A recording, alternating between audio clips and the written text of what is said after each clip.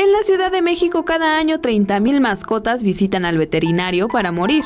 Lo lamentable es que más de la mitad los entregan voluntariamente, pues ya no desean tenerlos. Cada vez es más común ver perros sin hogar. Esto es debido a que 60% de los perros callejeros fueron abandonados por sus dueños. Es por eso que la Secretaría de Medio Ambiente, en conjunto con el Congreso Capitalino, la Agencia de Atención Animal, así como el Hospital Veterinario de la Ciudad de México, trabajan en una política de bienestar animal que transmita una cultura de cuidado. Se trata de que entendamos, primero, no es obligatorio tener un animalito en casa, pero segundo, si ya lo tienes, tenemos que asumir la responsabilidad, que además es un compromiso de vida, y eso se llama educación. La política de bienestar animal se basa en 5 ejes. El primero es un diagnóstico situacional, donde se pide a los dueños registrar sus animales de compañía en la página www.ruac.cdmx.gov.mx.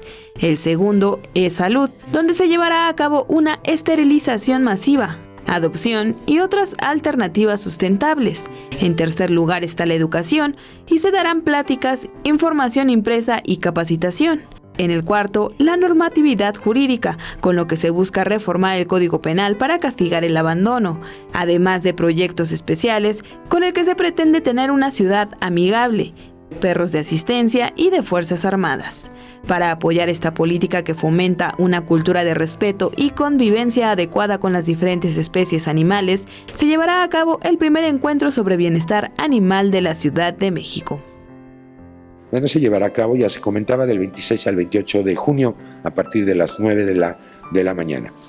En este programa es un programa que goza de ponentes de reconocimiento tanto nacional como internacional, y serán 3 conferencias magistrales, 12 mesas temáticas que estarán configuradas por 4 ponentes, un representante del sector público, un representante del sector privado, un representante del gobierno y un representante de la sociedad organizada. Además, se lanzará próximamente una convocatoria para adopción de mascotas, con lo que se podrá ayudar al bienestar de algunos animales. Con imágenes de Andrés Brito y Jesús Arias, Iraís Morquecho, 21 Noticias.